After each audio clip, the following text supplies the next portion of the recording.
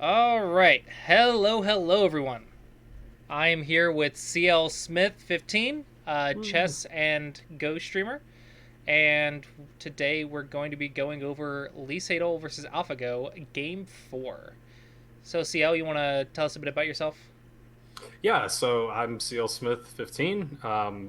I've been streaming chess for, I guess, about 6 months now, and for the past 2 or 3 months, I've also been streaming Go. Um, so I'm trying to learn the game. It's been a lot of fun. I'm like a 14Q on OGS right now, so these game reviews of high-level games are helpful for me to try to, boost that up as I'm trying to get to single-digit Q. Um, because a lot of the concepts are over my head if I don't have help of someone like Klossy. So Aw. that's where I'm at. All right, and for those of you on CL Smith's stream, I am Clausius. I am a Go instructor, and I have been collabing with chess players and teaching them Go, and they've been teaching me chess. So that's kind of how CL Smith and I met. And yeah, today we're kind of just going over pro review. Oh, I need to send you the link, by the way. Yeah. We're going over AlphaGo versus Lee Sedol. This will be game 4, and we're going to be doing it in a way that hopefully will be understandable for beginners and Q players. All right, I'm gonna send it to you on Discord. Um, could you send it maybe on OGS? Oh I yeah, think that would be easiest for me. no worries. Uh, I close out of like everything when I'm streaming because of my yeah, computer. it's probably So smart. yeah. We've got a raid. Thank you, John Ooh, Cullen, for ooh, raiding with a party of four. ooh! So Welcome. you guys just missed our intro, but we're going to be reviewing AlphaGo versus Lee Sedol Game 4. Yep, this is AlphaGo versus Lee And Sedol. This is game 4. One of the now going to be a game that'll go down and Go history for probably forever. It's a very famous game now. So, while you're getting set up, I'm going to go ahead and go into a little bit of backstory. So, AlphaGo versus Lee Sedol, we talked about last time when we were going over game 2 about how much of an impact this was and how unexpected this stuff was at this time. So, at this time, AIs were nothing. They were not strong at all. No one thought an AI would ever beat a professional player, much less a top professional player like Lee Sedol. And all of a sudden, Google releases an AI that came about and beat a pro 5-0. And they're like, okay, let's see how he does against Lee Sedol. And everyone's like, yeah, but that pro's weak. Lee Sedol's like the champion of the world, blah, blah, blah. He's going to beat at 5-0.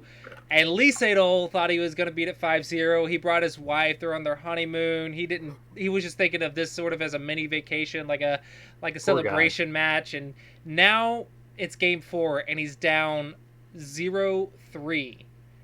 He has 0 wins and 3 losses. He's already lost the best of 5 series. And he's worried that he's going to go 0-5 and just represent humanity and just fail, right? He's just going to make humanity just fail against the computers. And there's so much pressure on him. Like, yesterday, like the game 3 was actually his and his wife's anniversary. And I think there's not a lot of details Mm. about that, but I think it wasn't a very great anniversary for him. He was Yeah, very probably not. stressed. His wife was worried about him. He wasn't sleeping well. He felt the pressure of the world, literally the world, and he was failing them.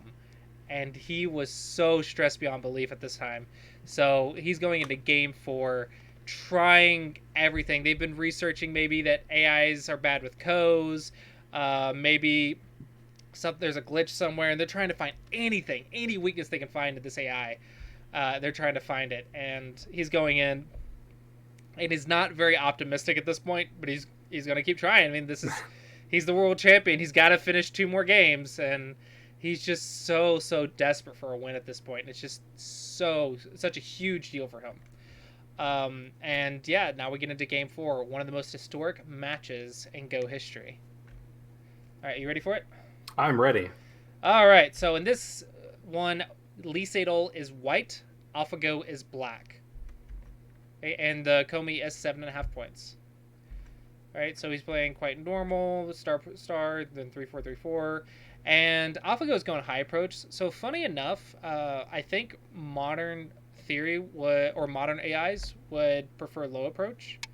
It's Mm-hmm. interesting because before the AI, high approach is the normal thing to do. Is everyone did it.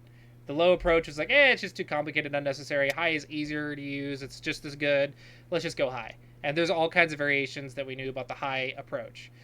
But the AI ended up saying that this Joseki is pretty much too easy for white in the corner, or basically settling in this corner is just so easy that 80 or 90% of the time, if they high approach, you can just play this Joseki. You don't have to worry about the other hundreds or thousands of Josekis out there. You can just play Mm-hmm. this simple Joseki, and it's pretty easy, and it's good for you, and it's fine. And because that's so simple and so easy to use, that it's actually considered more common now to go low, because that way your opponent doesn't have such an easy response, because in Go you never want it to be easy for your opponent. So this is Yeah. actually something a little bit interesting, is that the high was common and now it's completely reversed. Now high is uncommon and low is common, simply because of that under attach being just so good, so easy to use in like every situation. Gotcha. All right, and we're doing this again. So this is a little bit different than the game two. So I mentioned how you can exchange here to see what you want to do. So if you respond here and then play 3 space jump, um, and then if your opponent approaches, you can go here. But there's also the chance you might go here. Mm-hmm. So if you go Tiger's Mouth and we do this, we want to see if the stone's here or here, because if it's here, it kind of gives us like a little bit of weakness in here, or aji is what it's called, some aji Mm-hmm. or weakness in here, and so we would prefer the 4 stone to be 2 spaces away instead of 1 space away. So we Gotcha. prefer it to be here. So this approach before fixing is kind of like a question. Are you going to play here? If so, then I can play Tiger's Mouth, and Right. you're 2 spaces away. Are you going to play a large Knight's move? If so, then I'll just connect, and you're 2 spaces away. And it's just a little bit easier on black, right? Your opponent's a little bit further away. You just have a little bit more comfortable base. It's a very subtle thing, but this idea was pretty common back then. And if I recall correctly, this AlphaGo was started out by studying human games, then it played itself like millions of times or something like that. Yeah. Um, so yeah, this one is you can kind of feel that this is modeled after human play, because after the AI went through another update after this series, the AI Master, or AlphaGo Master, I think, uh, it trained on just itself, and this variation kind of disappeared. Gotcha. So this one is actually probably more of a human thing than an AI thing, and an AI is just like, copying humans from back then. Right. Uh, so this is kind of interesting that you see that AlphaGo's playing this, and this was a common thing that humans did, and then after it stopped training with humans, it came up with all kinds of new stuff. So this is kind of what this is. It's just reflection of humans. So this is actually the first unorthodox move that we kind of see in this game. Lee Sedol, instead of playing, so back then, actually, back then it was common to do this, but as we mentioned last time, AlphaGo likes this peep and then Yeah. Tanuki, or doing whatever. Um, and the exchange 2 for 3 gives white a couple more points in the corner, but it makes black's shape a little bit light, so it's easy to play away, and it's hard to attack this shape right here in the bottom right Mm-hmm. corner. So with the exchange of 2 and 3, that the AI kind of came out and gave 2 and kind of shocked the world that you would do this. Now Lee Sedol knows this, and now I guess he's trying to come up with a counter to not let the AI do what the AI wants, right? So this is kind of, I guess, where Okay. this move came about. I think personally this one's easy to use if you are worried about the peep, simply because if he exchanges now you get even more points. So that's why I Makes always sense. say just go 2 space against the Tiger's Mouth, 1 space against the connection. But Lee Sedol doesn't want AlphaGo to have that peep at all. So Lee Sedol wants to keep the maximum pressure. He's really aggressive. Korean style is very, very aggressive. Don't let your opponent have anything that they want comfortably. Make them fight for it, and that kind of stuff. That kind of mentality. So it kind of is understandable why he's going right here, to make these 3 stones not be able to settle so easily, but also still not getting surrounded in the corner, as per Joseki. So yeah, this one you can already see he's trying to apply some pressure, and then AlphaGo settles because F3 is where it is, so we're able to make a base pretty easily. Mm-hmm. And now Lee Sedol goes for another open corner, so it's pretty straightforward so far. The only strange move we've seen is actually from Lee Sedol's side, which is probably interesting since AlphaGo's been coming up with all the new moves. But this is probably, I mean, I don't know for sure because I haven't talked to him, but this is probably a counter to AlphaGo's new ideas and stuff, and they're trying to like go over different variations and stuff. I think he stays up really, really late going over with all the top pros, trying to find a weakness in AlphaGo's strategy and stuff, going over all the games and whatnot. And this is probably one of the counters they came up with to try and just make it a little bit more uncomfortable, so maybe you can attack something later. I'm sure that helped his stress level staying up all night. Yeah, Go games. totally, I'm sure. But that was actually quite common for pros, like in a title match or something, or in a best of something series. They'll stay up like all night with other top professionals and analyze their opponent's games and find the weaknesses of their opponent. So yeah, I'm sure it's like not great for stress levels, but it's something he's already used to and already been doing against other top pros. It's just trying to find a weakness of someone with no emotion and no fear versus trying to find a weakness of a human player. It's a little bit different and probably not as fun. I would have been surprised if they had like some computer scientist pro players in there, like, okay, how does artificial intelligence work, so that way we can find a weakness of this, dissect how this AI is thinking, and finding some weaknesses. So now we actually see some very active play by Lee Sedol. So 2 space highs, again, quite common. That's not that unheard of. We're doing low approach. So this one is, again, this is also a very common move. You could even play 1 space away from it. This is a quite common Joseki if you really want to get to the left side. The idea behind it is to sacrifice the A stone in order to get to the B side. And the reason the B side might be interesting for white right now is because black has a single stoner here that doesn't have a base. Yeah. So it looks like Lee Sedol is trying to start a fight early on and try to get the control of the game, get control of the flow, and start a fight, like, which he's really good at. Is his forte is fighting and reading and stuff. So it looks like he's trying to get at that. So this one is just a little bit further away from the corner, so probably to get more emphasis against the C6 stone. So it looks strange, and I definitely wouldn't say that this is something a double digit should do. Yeah. But it's not an unheard of move. It's just, this one is just to create complications in this corner, to put more emphasis on the side than the corner, while leaving A as sort of some aji, as some weakness in there. So it just makes it really complex very quickly. And Lee Sedol is trying to make the game complex and find an opening and take control of the flow or of the game against AlphaGo. This is like, this move right here is Lee Sedol's fighting spirit. Like, even we're at move 16, you can already see his fighting spirit from just going high here and now going here. You can see he's like no holds barred. He's going out. He's gonna go out fighting. Yeah, it's kind of interesting to me that that's his strategy, because I'm just thinking about it from a chess perspective. Like, like trying to play complicated against a computer is like the worst thing you can do in chess, because they can just outcalculate you, on everything. But I guess he's just sort of banking on like his deeper understanding is maybe where he's going to have an advantage over AlphaGo. Well, Lee Sedol, again, this is kind of his style, his strength. He's playing towards his strength, which is create stupidly complex games and just outread his opponent. Now, there is a big difference between chess AI and Go AI in the reading sense. Go AIs can read insanely far ahead.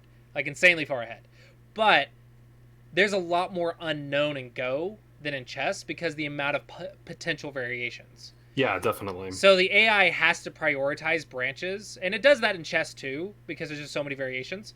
But Go is a little bit more abstract, so it's a Oh, little bit harder to definitely. say that reading far ahead with an AI is not going to lead to mistakes because the AI can't see every branch, and Lee Yeah. Sedol is trying to bank on his creativity and fighting spirit and stuff to Yeah. come up with something.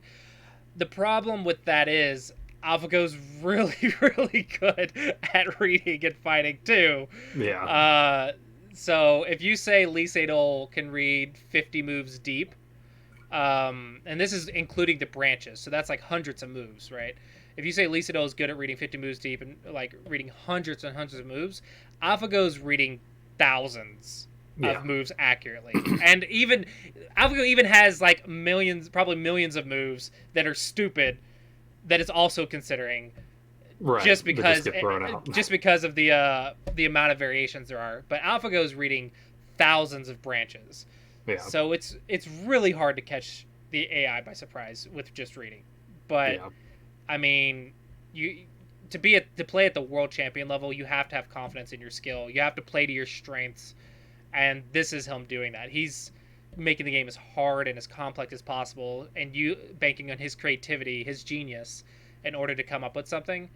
Hmm. And you got to respect the fighting spirit, even though you're up Absolutely. against Yeah. someone who can like outread you 10-1.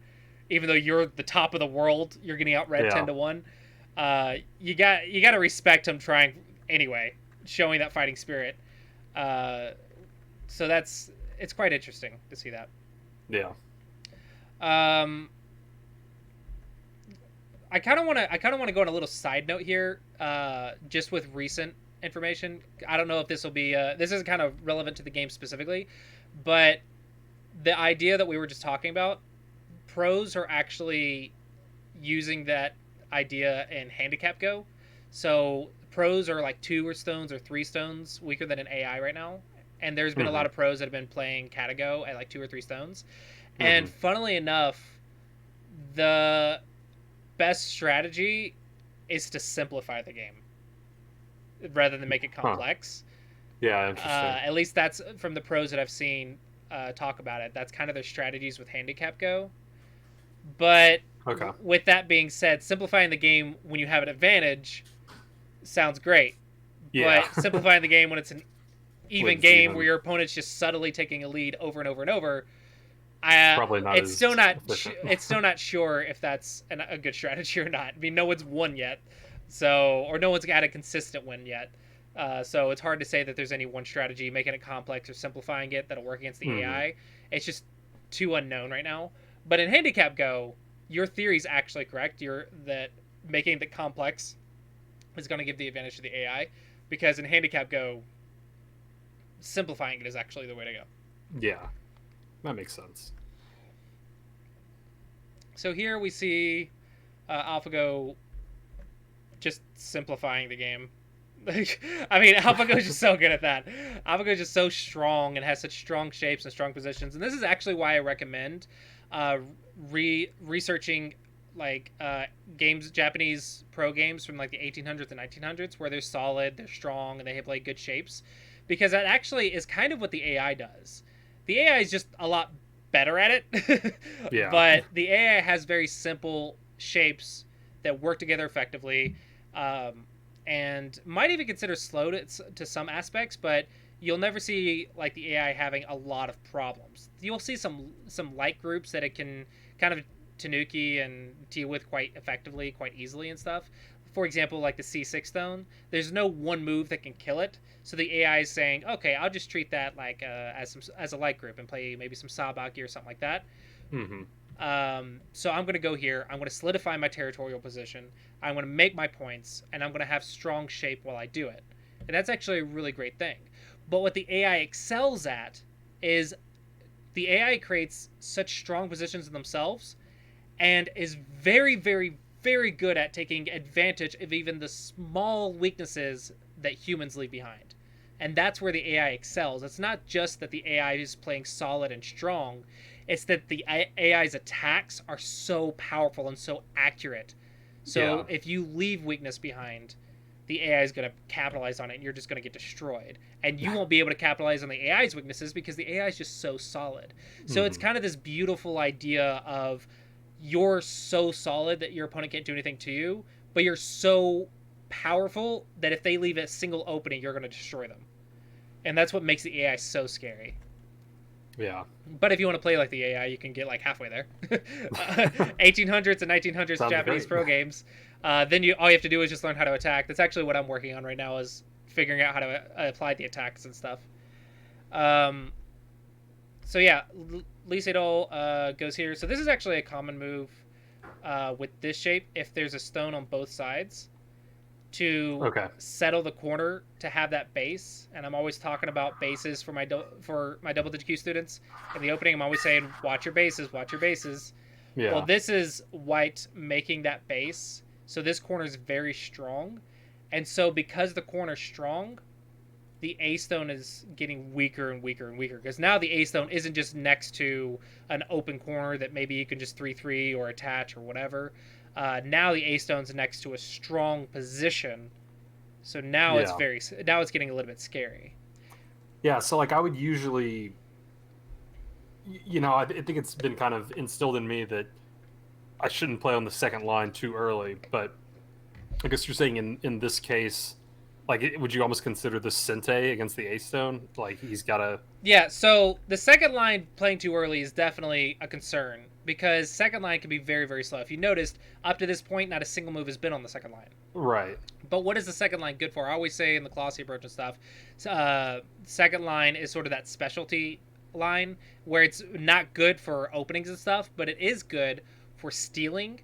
So it's good for stealing eye space or sliding under a fourth line. So, for example, if we play this Joseki, you see that you slide under in order to try and steal the base and steal some corner.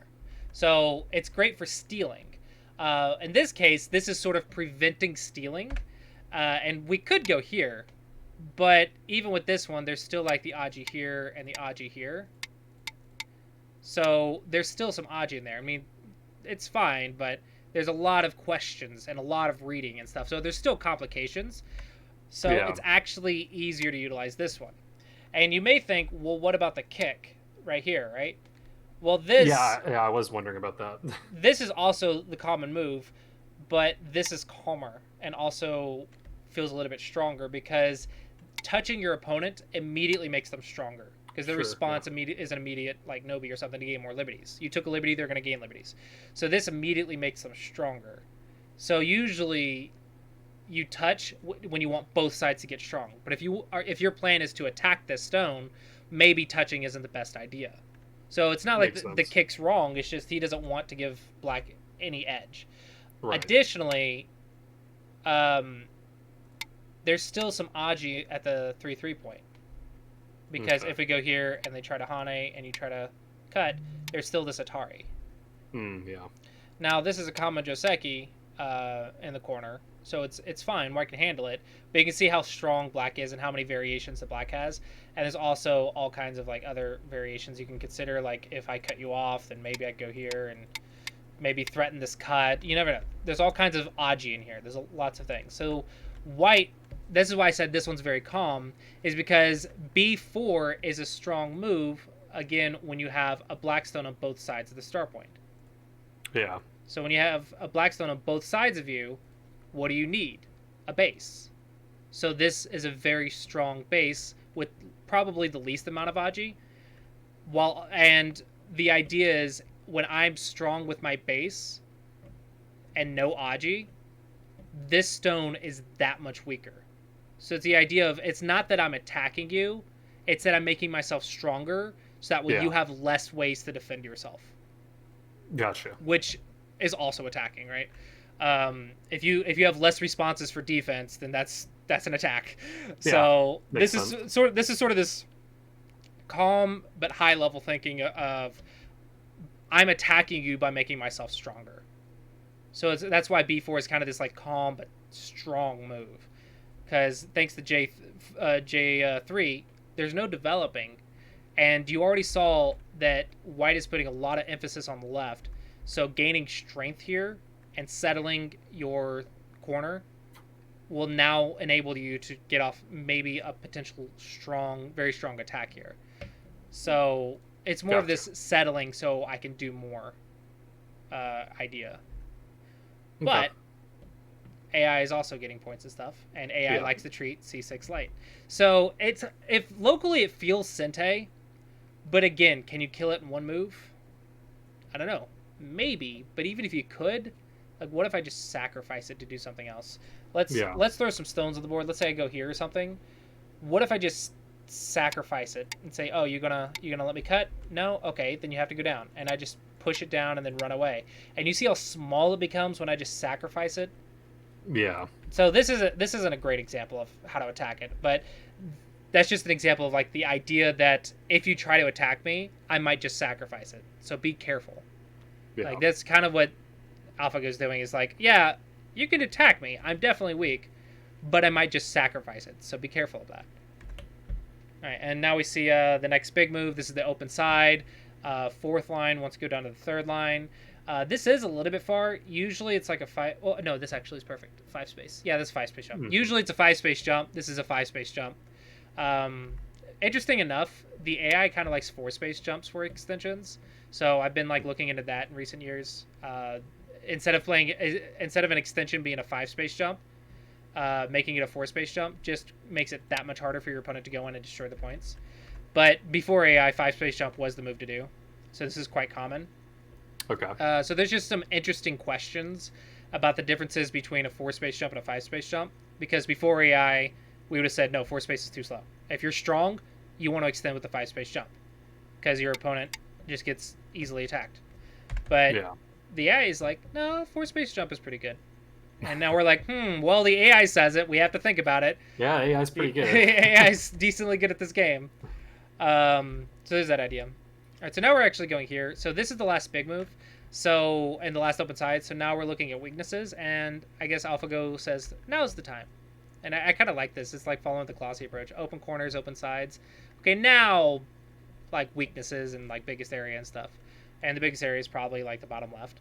So, or the top side. So now it's like this question of, do you want to deal with the bottom left or do you want to build the top? And you're like, yeah, well, I guess I'll go to the very small C6 stone and do something there. So this is actually kind of a clever combination, where if you just block and I go here, you can see that little combination of shape here. Yeah. You try to cut and I just get out very quickly. It's a very nice little combination. It's a sort of this, I guess the squeeze against this corner shape is that you're strong, so I can't do anything on the inside, but I can threaten from the outside and use those stones and those forcing moves to gain strength on the outside, so I can get out very quickly with something like this or something. Right? So it's this idea of you're already strong, so there's no harm in making you stronger. Okay. So yeah, I'm gonna give you more strength so I can fix my weaknesses on the outside. But of course, Sedol is not so passive. He's gonna fight. Yeah, I mean he's strong in this area. Why would he not fight? He's spent the moves at C10 and C13 and B4 to gain strength on this side so he could fight in this area. So of course he's gonna fight in this area. There's no question that he's not gonna play just passive and let his opponent do what he wants. He's not that kind of player. Yeah. So, yeah, so now we see Black. And now we get into the first, like, fight of the game, where Black's going to start running away very lightly. And this is why I said that AlphaGo is treating this stone lightly. You see it's playing a large Knight's move instead of just, you know, a 1-point jump or something slow like a diagonal, something that's very solid and connected. No, it's not fast enough.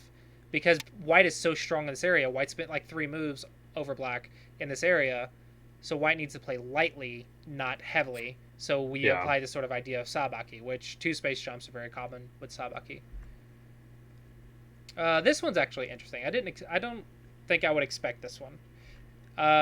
This one is just taking away all the problems and make yourself super, super strong. So it's probably along the same idea as B4, is that because you're weak here or whatever, if I gain strength, you get weaker. I'm pretty sure it's probably along those same lines. But it's interesting timing. Yeah, I mean, it kind of seems like if that move had been good that maybe AlphaGo wouldn't have allowed it because it's just such an obvious move. Well, I mean, that's not really how AIs think, but like yeah. that would be how like I would approach it. I think if I were playing a player who I knew was much stronger than me Mm. and they let me do that, I would be like, well, there's probably a reason that they're okay with me doing that. Well, there's I understand what you're saying. I think there's a couple of things wrong with it though. One, Yeah. you can't say that your opponent knows more than you. That Yeah. you Okay. can't beat a player if you assume they know more than you. You have to trust your reading and trust yourself and have that Yeah. That's fair. overconfidence that you know as much as they do and your plan's going to be better because that's how Yeah. you're going to win.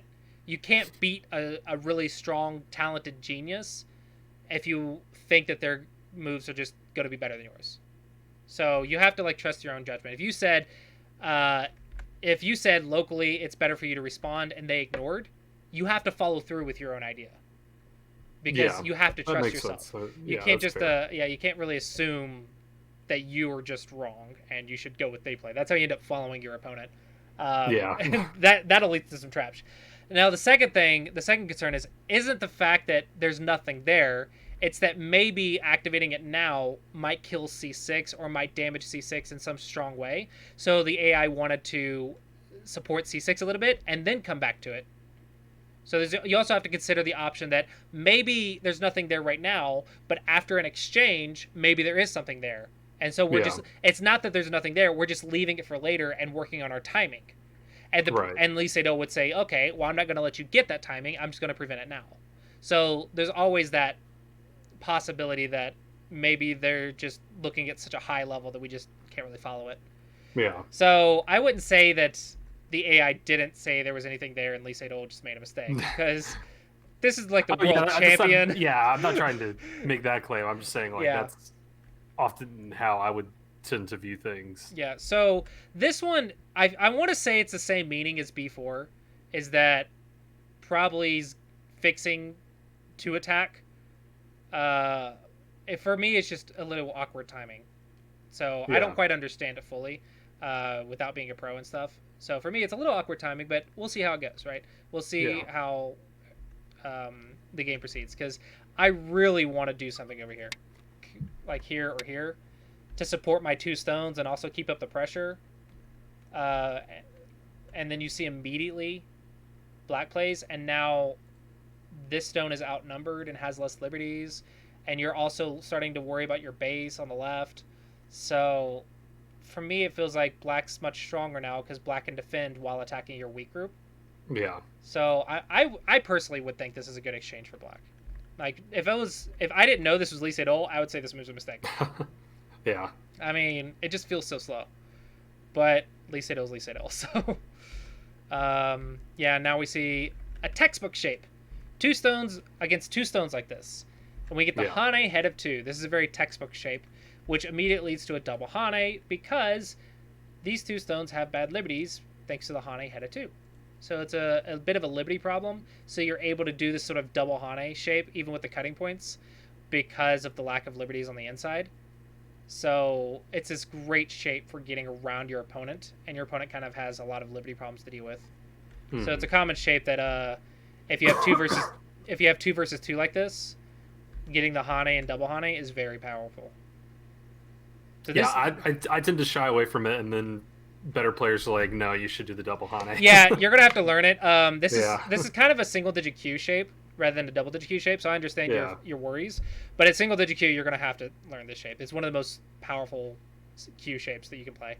Yeah. So, with that being said, you and I know that now. So it's very interesting that Lee Sedol let this happen. Like, to me, this looks really good for black. And why black's not even bothering to fix. Like, there's this cut right here. Mm-hmm. Like, to me, I would be worried about this. For me, I wouldn't have fixed here. I would have fixed, like, maybe here or here. Maybe here. Just to fix the cuts somehow, right? Yeah, I'm on the outside. I've gotten out, and I didn't really lose much for it. White got this, but I got the corner enclosure on the top. I don't know. It feels fine to me. Yeah. I don't see anything wrong with this. But AlphaGo's like, no, I'm good. And now it's like, do you still want to cut? The AlphaGo bot said that cut doesn't work. Do you still want to cut? Yeah. It looks like Sedol read something as well, so he went down. This, again, is some sort of specialty move for eyes and bases and cutting points, something that I probably can't explain properly. But it's second line, so we have to assume that there's some special meaning behind it. Yeah. And there's, yeah. I'm assuming there's something that I just don't know. Because I feel like if I go here and then here, and then, of course, you have, as black, you have to start making your eyes now, so you start going here. And probably there's some liberty problem in white's position. Yeah, I mean, it's interesting, like, since white played B10 and then black immediately fixed this cut, like, certainly seems like those things are related. Yeah. So I mean, maybe there's something here. I don't know. But then I just go here and... I don't know. I don't know. I don't know what's here. There's a lot of Aji. That's true. But I don't know the order to use it. yeah. And there's also, like, Aji right here. But I can't tell you what to do. I'm not strong enough. Yeah. There's probably something there. This is a second line move. There's probably something. But, okay, now we fixed. See, this is where you have to, like, assume that the pros know what they're doing, because I don't know. That cutting point looks big to me, and then your opponent played on the second, and then Sedol played on the second line. I'm like, there's something I'm missing. This is not basics. This is not fixing your cuts. This is playing on the second line. There's something here. It's gotta be, right? There's something I'm just not strong enough to see. All right, so now we play Hane here, and this cutting point doesn't work because it's a ladder. Yeah, there's no cutting point there, so we're no big deal. And because they are a second line move, white has very good eye shape. Yeah. Like, the eye shape here is very good. So, white is bending around, trying to cut black off and keep black unsettled in the center. And again, this is kind of white's plan from the start, was to gain strength so he could do something to this group. So, by keeping black unsettled, white is still looking for a chance to gain the upper hand of the fight and use that to gain a lead and then probably run with it. The board, on the whole board, the game's probably still really close. So it's more of like a fight for control of the game rather than control of getting more points and stuff. Because if you look, both players have gotten like to the big moves and whatnot. Yeah. So I'm pretty sure white's aiming at pressuring the A group with his strength. And also there's some Aji in the B side. And this is because when you play this large extension down here, let me use squares actually. When you play this large extension down here with this shape, and there's a stone on your left, usually you want a 1-point jump. Okay. So, because there's such strength in that corner, and there's no 1-point jump, you have to take note of the potential Aji at B. I mean, it's not impossible to deal with, clearly, because they're Tanuking it. I mean, I could probably deal with it in some way too, but if white's clever, which Lee Sedol usually is, yeah, we can sort of combine the weakness in the B area with the weak group or unsettledness of the A group in order to gain control of the center somehow, and then maybe take a lead doing that. So that's probably what the Hane is all about, is just trying to keep A group unsettled and looking for a chance to fight and take control of the flow of the game. At this point, the game's probably still really close.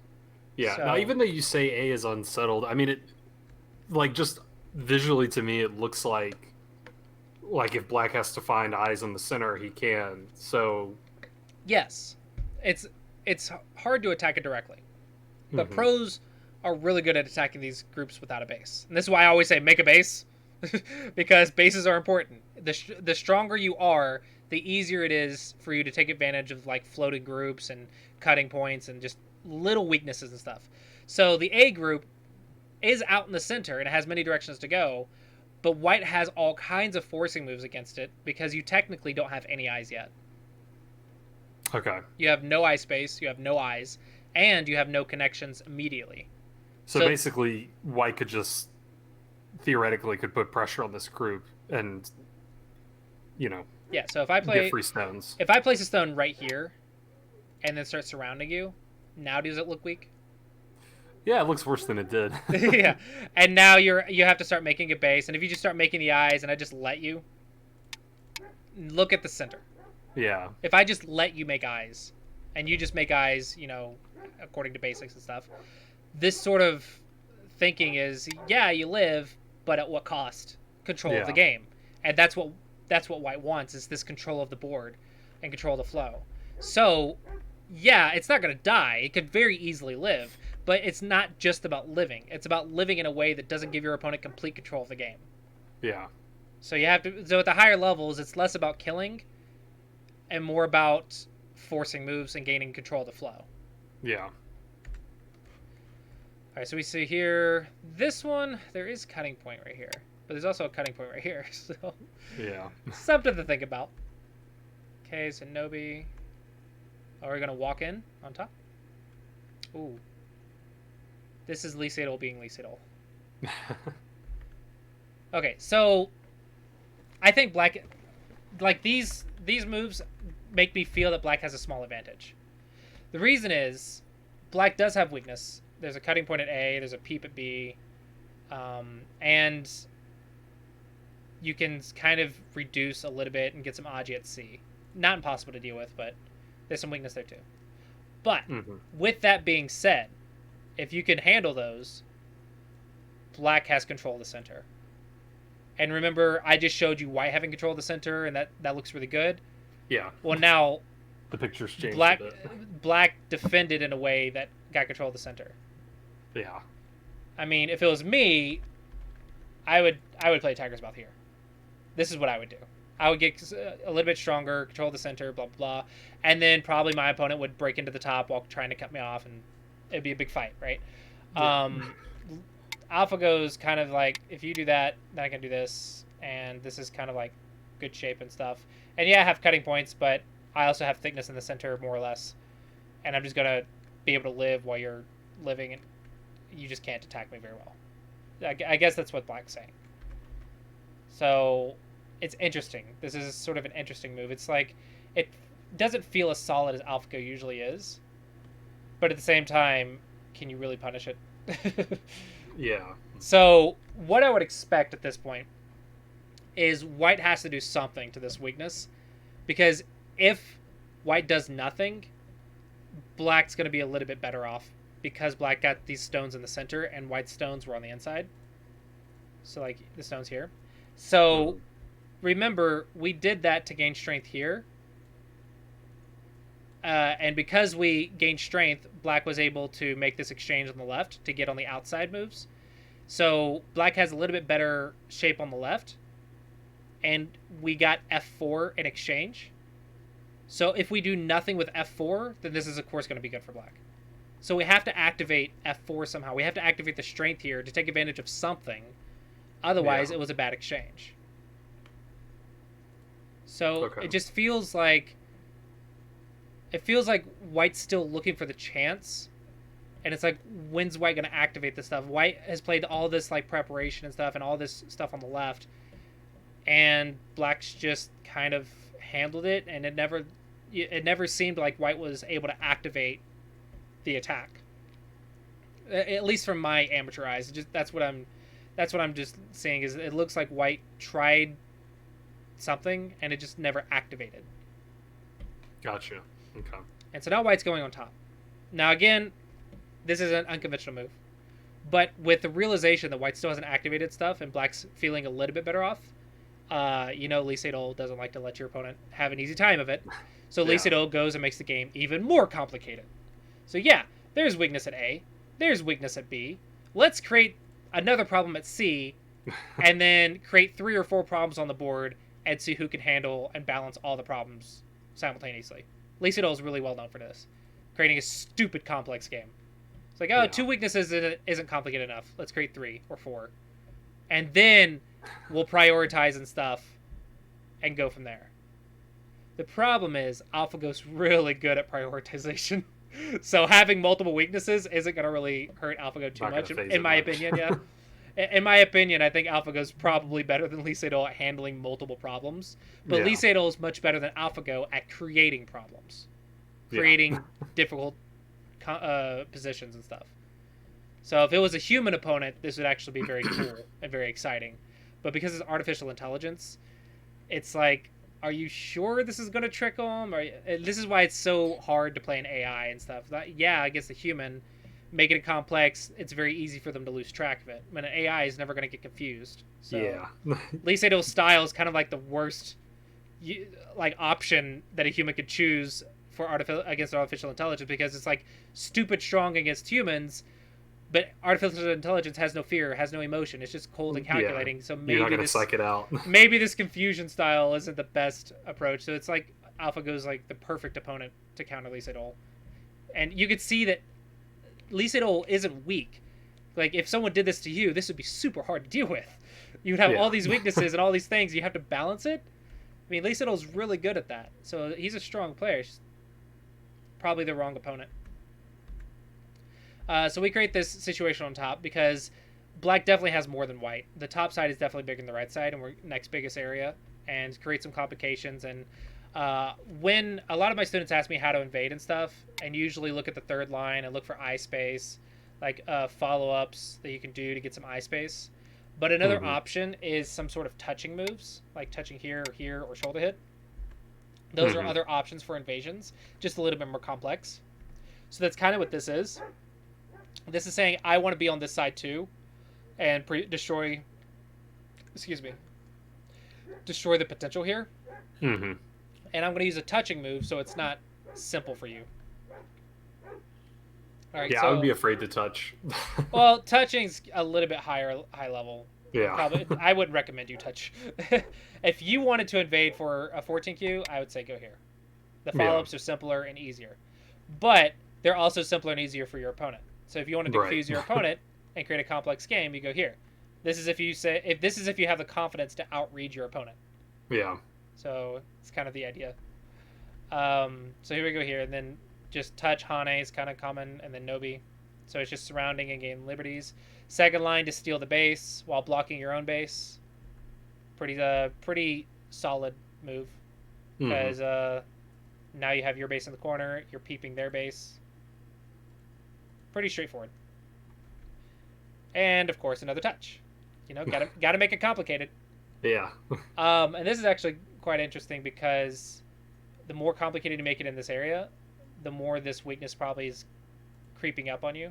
So you have to keep an eye on that. It's just more stuff to keep an eye on.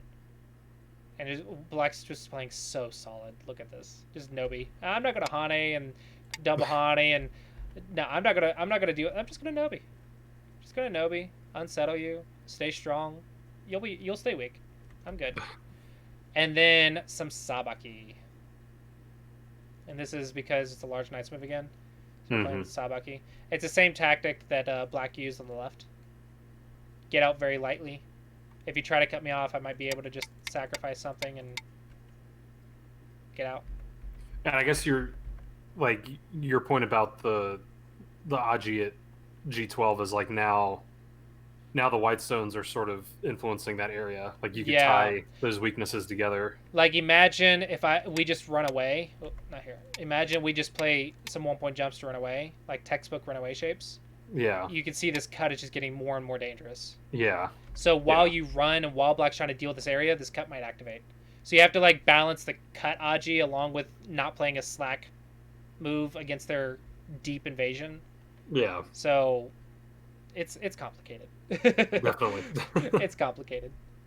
Oh, well, this is cool. So he's returning the favor.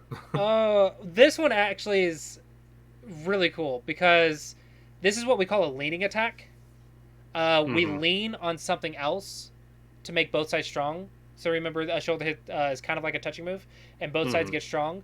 So I'm going to make you stronger on the right side here to gain strength or thickness to attack your top position. Okay. So it's like, oh, if you draw the line of influence, white's on the line of influence, white's getting out very nicely. But as soon as we play this stone, now we have this sort of triangle combination. Now we're very deep behind enemy lines.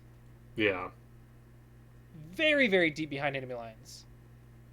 And it's this cool little reverse Uno card or something of, oh, you think you're out, reverse. No, you're way behind enemy lines. You're deeper than you thought you were. Yeah, you're so much deeper behind enemy lines than you thought you were.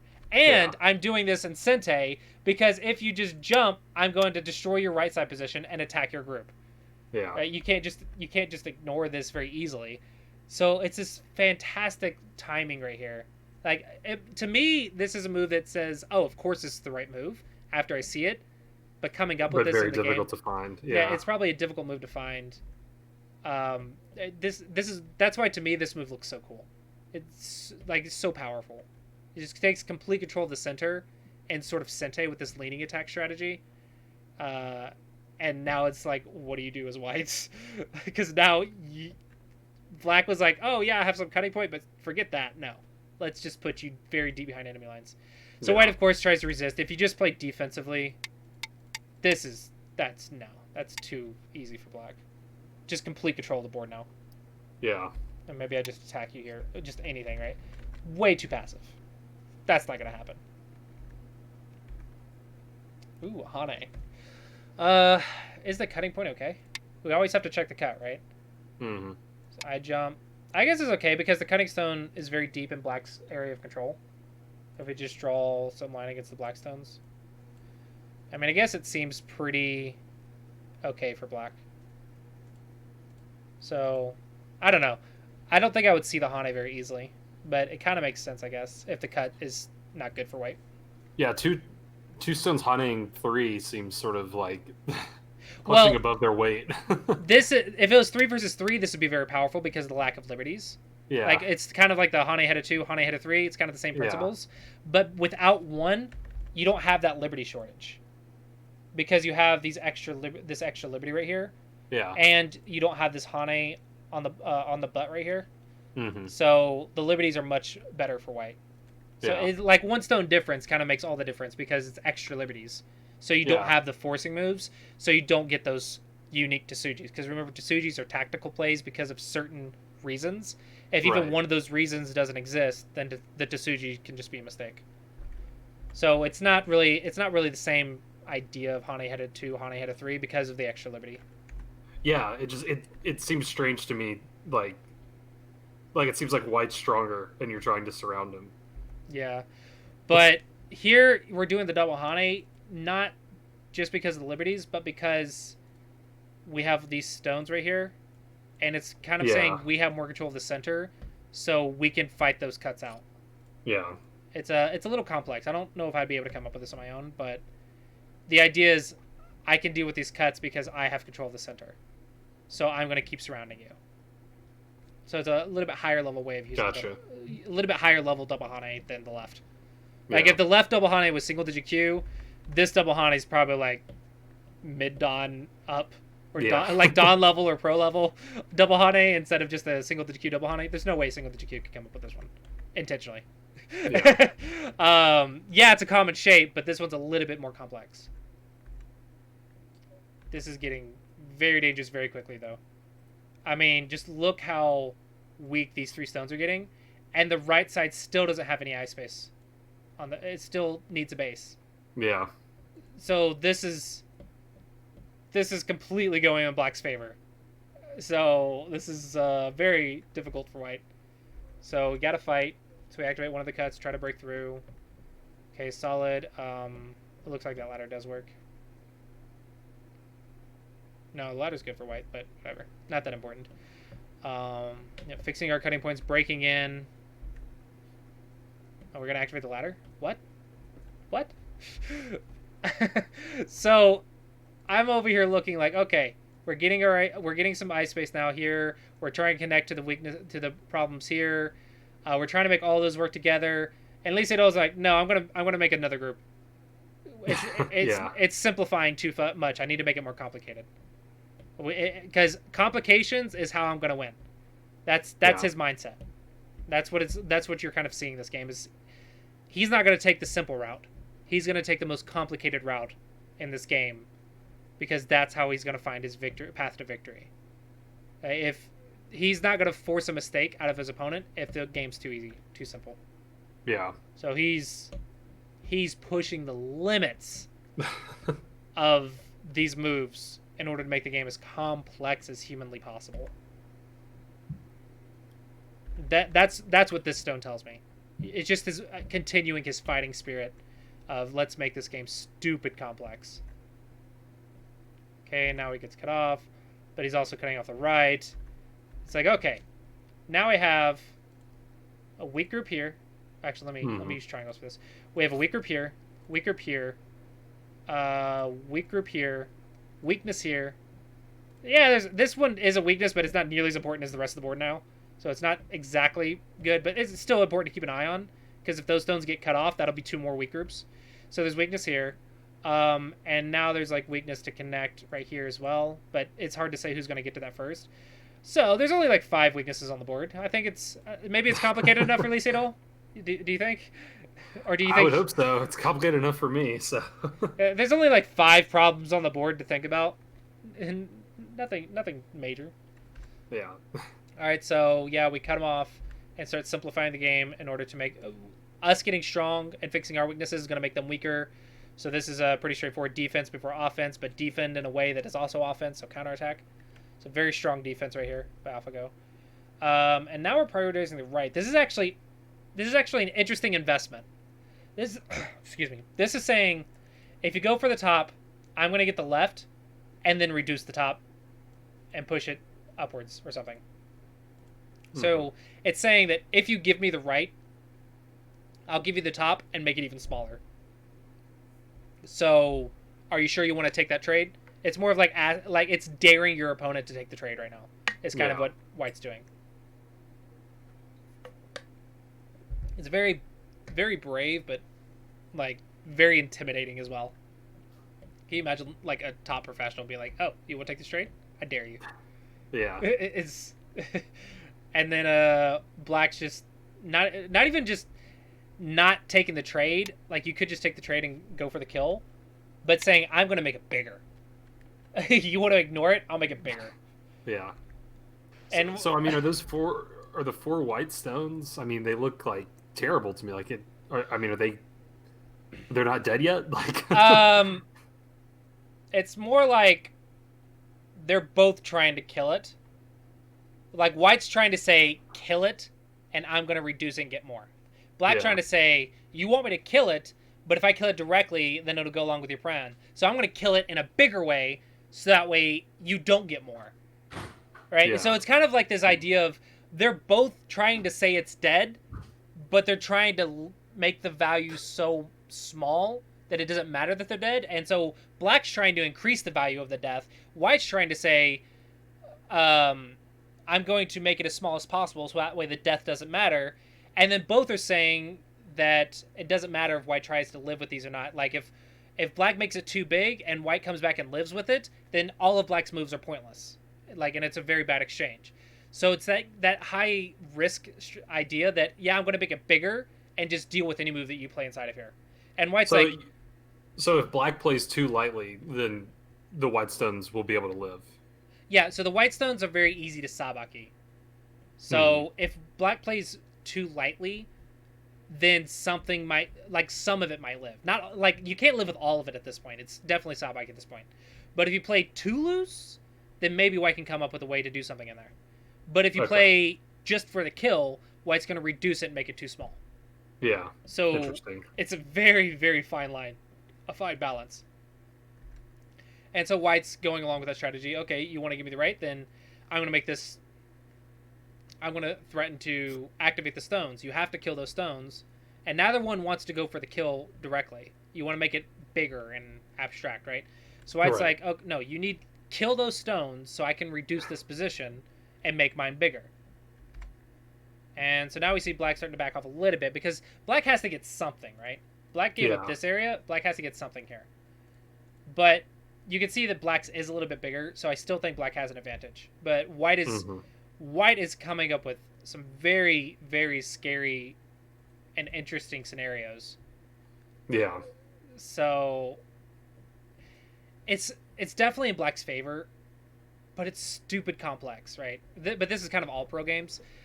And you can just see that black AlphaGo is kind of just dealing with it, making it harder and harder and harder.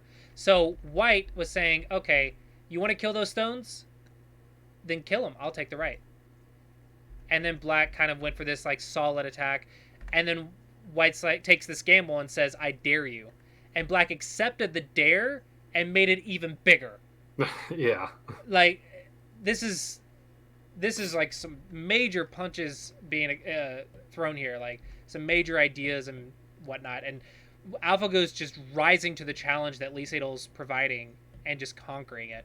So up to this point, you saw Lee Sedol's fighting spirit all over the place, like the left side, and you saw that he had all this set up to like do this engagement, and AlphaGo just kind of like dealt with it, and he couldn't activate it. So now Lee Sedol sets up this other challenge over here, in response to Black's very powerful shoulder hit here, and set up another challenge and said, okay, and then Black's just countering it. Black's rising to the challenge and dealing with it. And you can see that every challenge that Lee Sedol brings up and sticks to and tries to put in AlphaGo's face, AlphaGo's just rising to that challenge and conquering it, and doing it very, very effectively. And so, yep. I need to take a quick break, like 1 minute. Okay, if you want to like keep showing some moves, feel free. But I'll be back in 60 seconds. No worries. And while we're here, does anyone... I don't have a CLSmith chat up, but does anyone in chat have any questions? Maybe I can elaborate on something?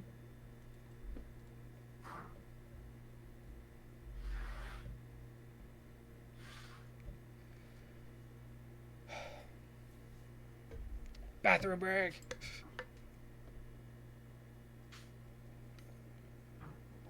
Maybe the match situation is also relevant. Since Lee has lost the match at this point, he might have been more adventurous than normal. Yeah. SLW, I think that is completely accurate. You can see White is trying to come up with something. Like some grandiose idea to conquer this challenge that is AlphaGo. Like if you compare it to the earlier games, he was complex, but White was kind of just easily countering them. So this is, I feel like this game is him taking it to the next level and saying, I'm going to make this even more complex. I want to take this even further, pushing my limits to try and come up with a way to beat you. And Black is just countering it. But you can, like, it's kind of insane how much fighting spirit is coming out of White's moves. It's really impressive. And it's also impressive how AlphaGo is just rising to the challenge of these challenges that White is presenting, and AlphaGo is just rising to it and just dealing with it. Okay, I'm back. All right. So what advantages does the L9 provide? Is it to connect the black group on the right?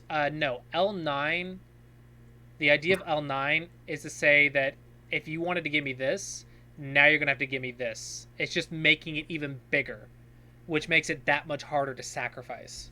Makes it that much harder to deal with. So it's more of, rather than I'm just going to kill you straight up and make those points, I'm going to kill it even bigger and make it 10 points larger than what it already was. So it's just making it even bigger of a problem for White, making it even harder to sacrifice. Just taking it to the next level. All right. So we're actually arriving to, getting close to a very famous move. So White is pushing in to reduce it to make sure that area doesn't become too large. And White has to come up with something, because at this point it's actually getting quite difficult, because these 4 stones actually aren't dead yet for Black. So if these stones on top are dead, you still have to come back and fix this, and then Black will get Sente. So it's White is dying faster than Black is, and the black position is also bigger than White's. So it's really, really difficult for White right now.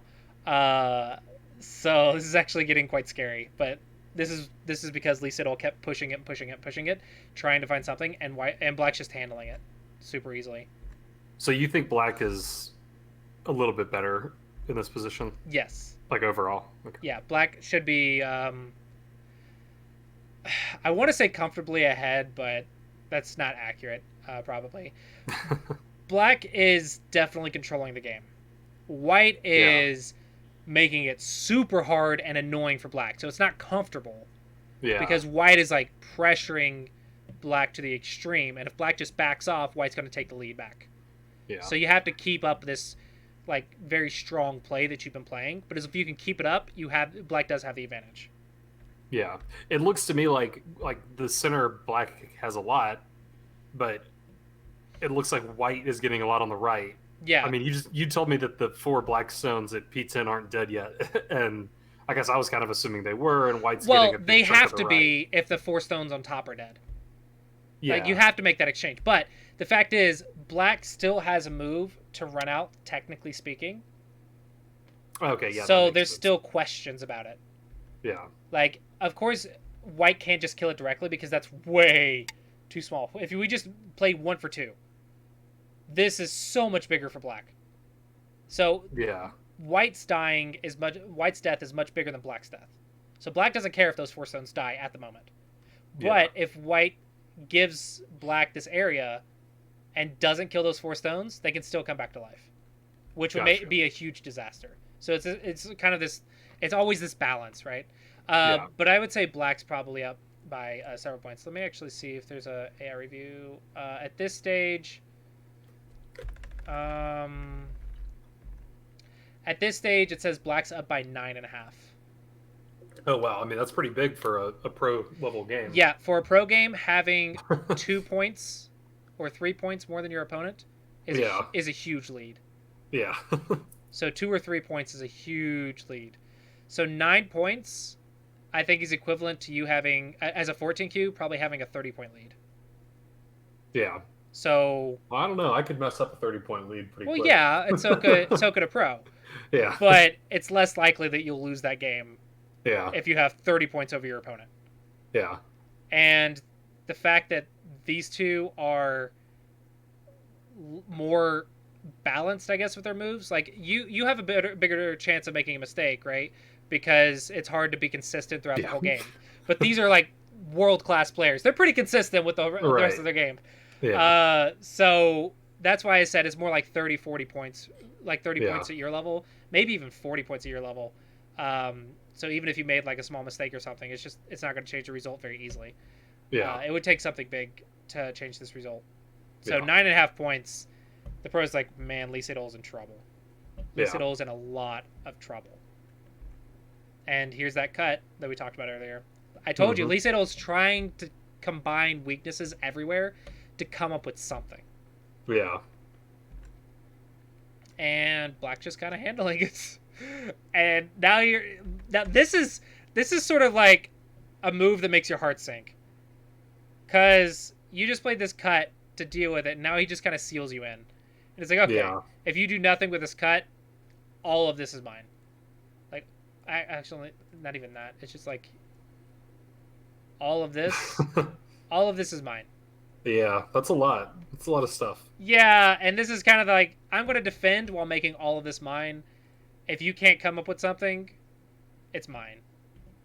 And it's just, Yeah. and now it's like, what do you come up with? And actually, at this point, I think in all the commentary, in the like the AlphaGo commentary, like in the Korean ones, the English ones, they were trying desperately to come up with something for white, and no one could find anything. No one could find anything. Yeah, so white's checking the Aji, trying to come up with something. Yeah, that was an easy response. And this is the famous move 78. So I remembered about this game that that AlphaGo. Oh, I'm mixed up because this is a Lee Sedol move. But I remembered that there was a move that AlphaGo made that made like the commentators and people laugh. Like they were like, "What? This doesn't like this is just like a completely foolish move, and it makes no sense for this like dominant AI to make a silly move." But I got mixed up. This is Lee Sedol's move. I guess maybe AlphaGo's bad move is next. But Spoiler alert.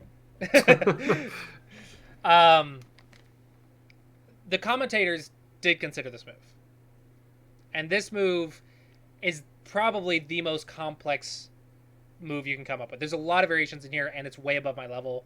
Yeah, it's a really weird looking move. Yeah, I highly encourage you to go through the pro commentaries about this move. I cannot even begin to explain this move. It's not as simple as it looks. It's actually really complex. So there's a lot of variations in here that are very confusing, but black technically can handle it. But this is like the most confusing path to activate all the Ajin here. I mean, there's cutting points here, there's a Nobi here, there's an Atari here, there's an Atari here, there's a push here, there's a peep here, there's a cut here, and then there's potential liberty problems here if you're not careful, and a cut here, plus maybe something here. There's a lot of little things. Yeah. And it's all about figuring out the perfect order to activate it. There's lots of little things. Little things. And it's about coming up with this insane little sequence to make it work. But if black responds perfectly, technically there shouldn't be anything here. So technically speaking, this move, as from the pros research and I think from research afterwards, this move technically doesn't work. But this is his fighting spirit coming back and saying, I'm going to choose the most complex sequence. Right? He's been doing this all game. Yeah. And so we know be back. And then play. And we kind of just gonna just walk through these next few moves. And here it becomes really obvious. He runs. Then Atari. Then he runs. Then Atari. Yep. And then he runs. And you take. The problem with these moves with him running right here is it's dead. There's no way to save it. And then he killed himself bigger. There's literally no way to save this. This is literally losing territory right now because your opponent fixes on the outside, which means you lost an extra dead stone on the inside. So AlphaGo started crumbling and playing these really, really bad moves. I don't think I would play this move. So S9 must be the move I'm thinking of, where people were like... It's more than just one move. It's several moves. It's several moves in a row. The AI just went stupid. Yeah. Like, really, really stupid. Yeah, and I remember in the documentary they were saying, like, every now and then it would... like, this anomalous thing would happen. They I guess it's just a bug that they hadn't ironed out, where it would just make moves that made absolutely no sense. Yeah, like... And they were worried that, like, it was just going to fall on its face and people were going to basically laugh at them. Yeah. And it took 4 games for it to finally show up. I mean, I guess luckily for them, they had already proven their point to this point in the match. Yeah, the Google team started freaking out right about now. Yeah. Because it started picking, like, the worst moves. Like, at this point, there's squeeze plays like this, and potential stuff down here, so you can get those Ataris. There's potential squeeze plays, right? And instead he's like, no, I'm just gonna pass for -1 point and let you fix that. Yeah, like, I wouldn't do this. I don't think you would do this. Maybe you would do this. I don't know. Would you try to run with this? Would you think it's dead? I don't think I would play S9. I mean, it's easy to say in hindsight, but yeah, this is probably a double-digit Q move. Yeah. It's really bad. Like this, you're talking top of the world players playing a double-digit Q move, not just once, but multiple times in a row. Yeah, so there was something it didn't understand. And then it just gets worse here, and just comes up with something stupid that doesn't even work. And they're like, what is going on? Because for like 5-6 moves in a row, AlphaGo just started going like playing like a double-digit Q. And the Google team's freaking out. Sedol is like, what am I missing? Yeah. what am I missing? Something's wrong. Yeah. But thankfully he like trusted himself. And I was able to punish him. It's pretty obvious that they're bad moves. But like, you don't expect this top level AI that's been crushing you over and over to just play a double-digit Q move without a good reason. You're just like, what am I missing?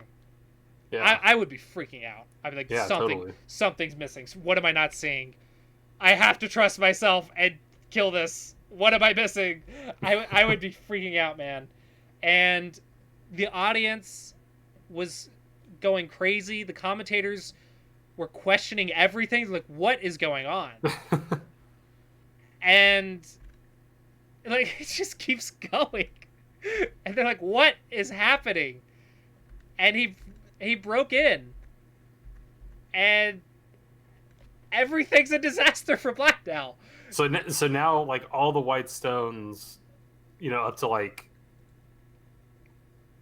I don't know, at least like J11 or K13, like, all of that's just gonna connect and be alive. Well, these stones can save these, right? But that's not the important thing. These are the important ones. And now this entire black group is cut off and completely surrounded by white. Yeah. It completely fell apart. That cut completely went horribly. Like, you're supposed to, like, fix something like this or something, right? I don't know of the exact sequence. There may be some Tsuji or something, right? But the idea is you're supposed to cut this off and kill these stones on the inside, and you're safe because white's trapped and can't go anywhere. Yeah. Right? And then, maybe this cut activates. Maybe there's an Atari and take that. But you're not going to die. It's just there's a lot of reading in there. So you have to think, what's the perfect move? Maybe there's here, maybe there's here. And so he fixes with the neighbor triangle. It's like, okay. And then he plays here. And he jumps out here, even though there's an entire group that has to be saved on the left. Like, I don't even know what to do. Are you going to do this? Like, you see, even me trying to connect it, it just falls apart. Yeah. Are you going to let him run? What do you do? I mean, I would be playing on this side something, maybe trying to attack these stones to get for defense, but your whole left side is now cut off and behind enemy lines. Yeah. Like, this stone is now activated perfectly. Gotcha. And this is now completely sealing in this black group right here. It's completely cut off. There's no way to kill this cutting stone, as far as I know. And then white just activates it. Now you can't even push through because it's a tiger's mouth. You can't cut that off. So it's less about his 4 stones being dead now or his 5 stones being dead, and more about the fact that his gigantic territory now has reversed, and it's white's gigantic position attacking your dead stones that don't have any eyes. Yeah. It completely reversed. Completely reversed. And now... And he did so in a way that killed himself. Right, yeah. And he kept playing moves that kept giving his opponent points. He probably lost like 5 points himself with his own moves. Instead of like getting tricked or something, he actually gave his opponent like 5 points and let his opponent cut him off and come back in this area. It's just an insane reversal here because the AI just broke.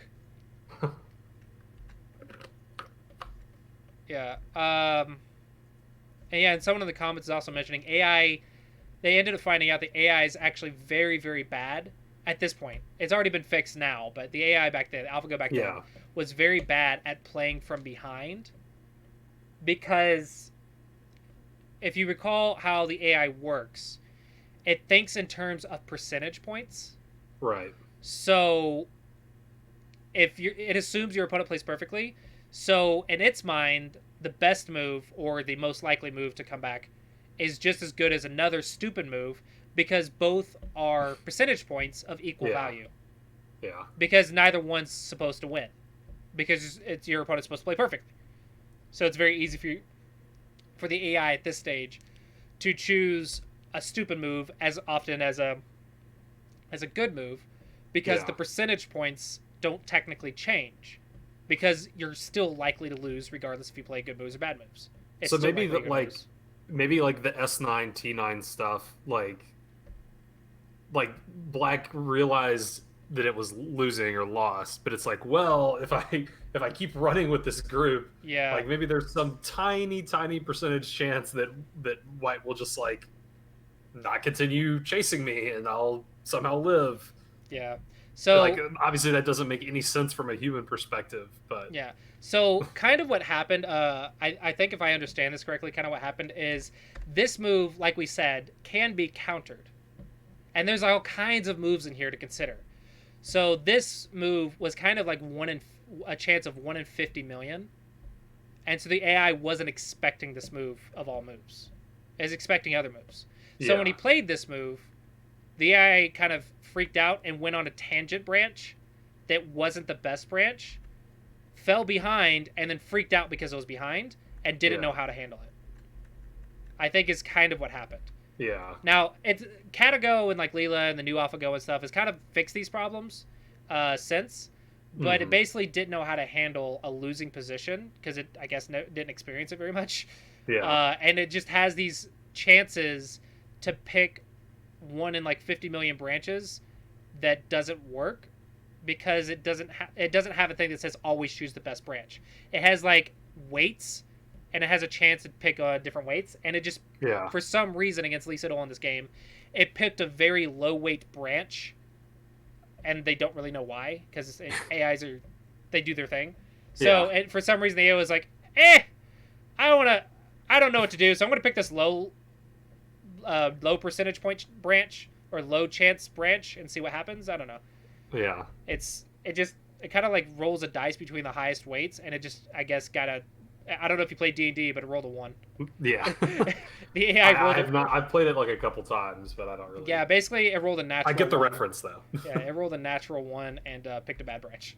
Yeah. And it didn't know what to do, and so now the game just has completely reversed, and now Black is in a lot of trouble. Yeah. And I'm not sure if anything more happens after this. You can see it's just trying stuff now. And I'm not sure what else happens after this at this point, I think. It's been a while since I've seen this. But if we just watch like the flow of moves, you can see Black's trying stuff, and White's just very solidly keeping Black surrounded. And he's already made up for this top area, because remember, he can connect and save part of it. He's already made up for that top area over here. So now remember how he could have activated, the Black could have activated the 4 stones before?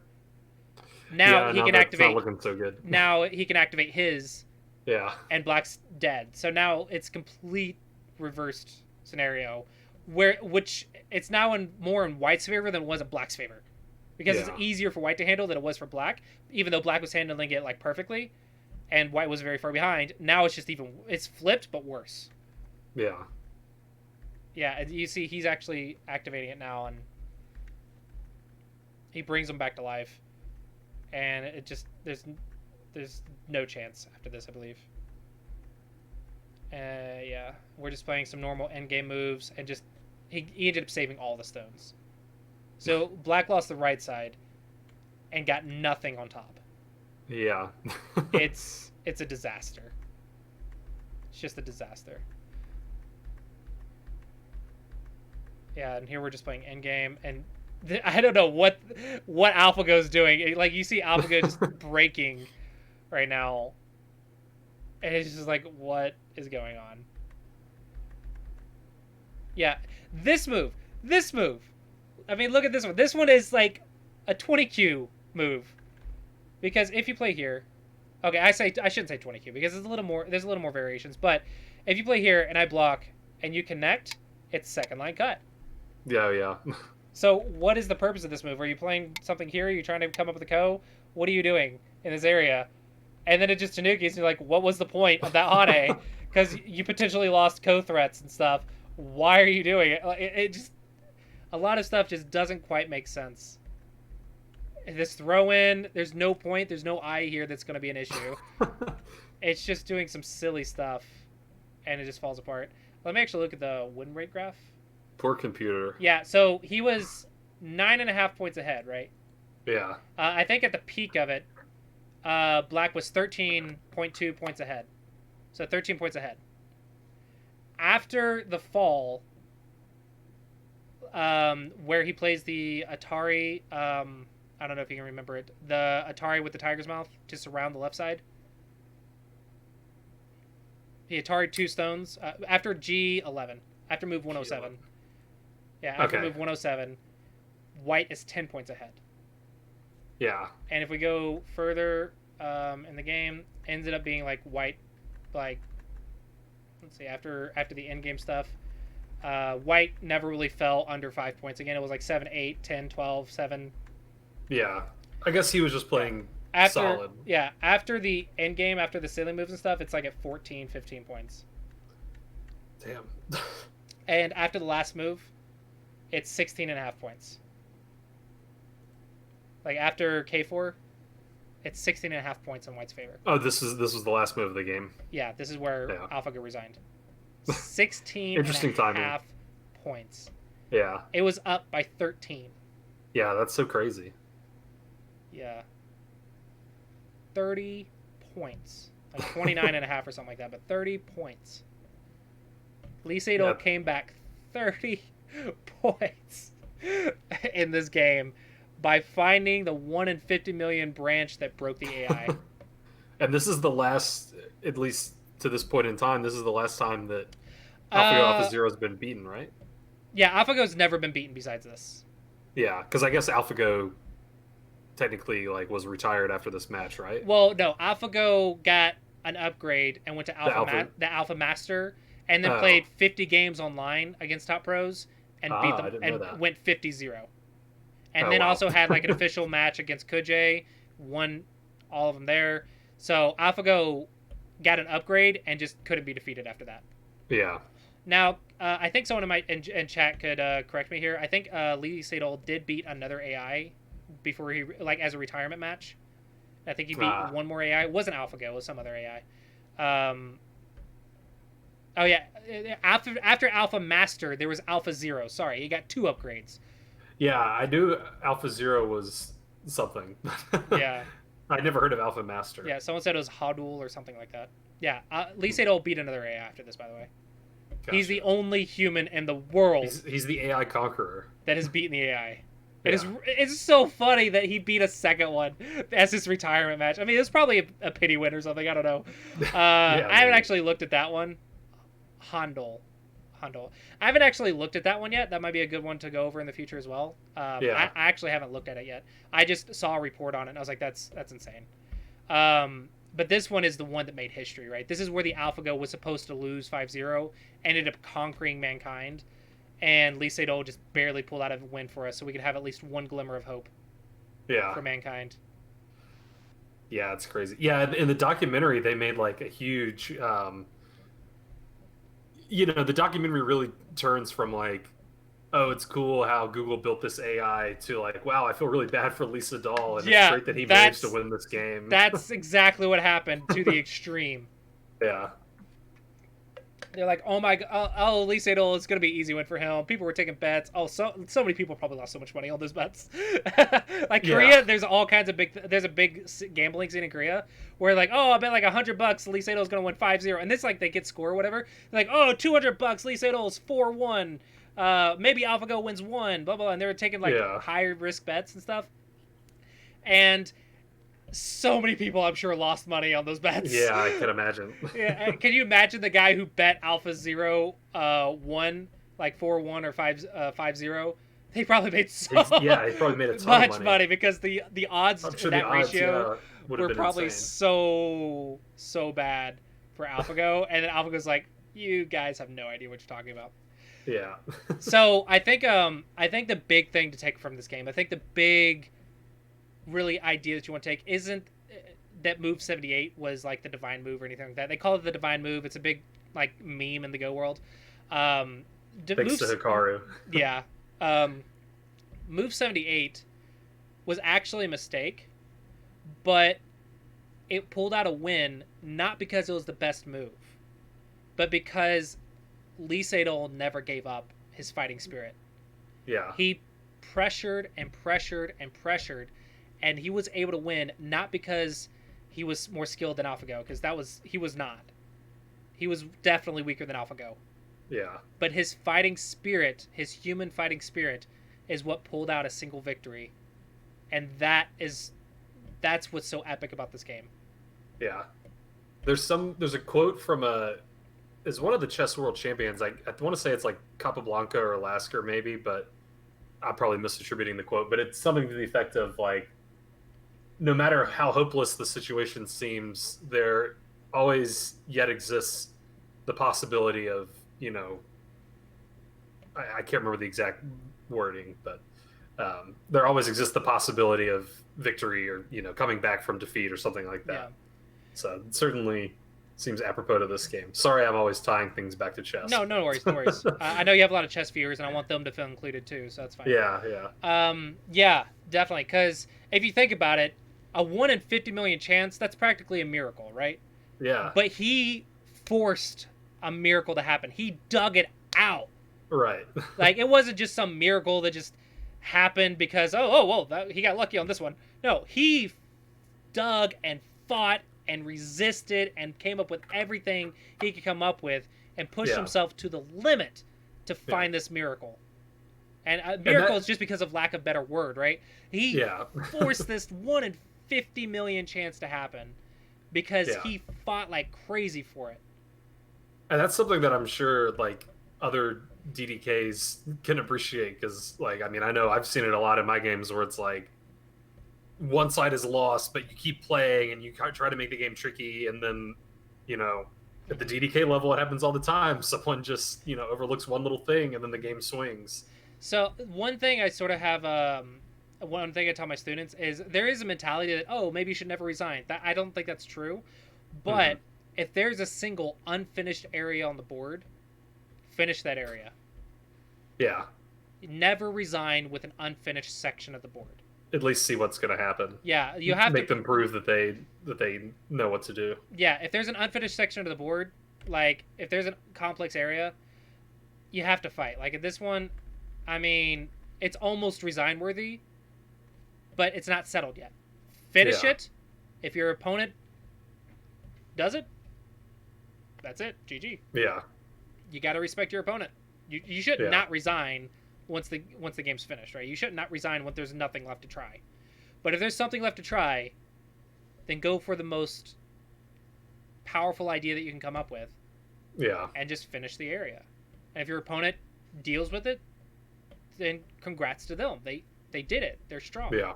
They were able to follow through. And this is why you shouldn't be mad at your opponents for settling areas in your games. Like, yeah, you have a lead.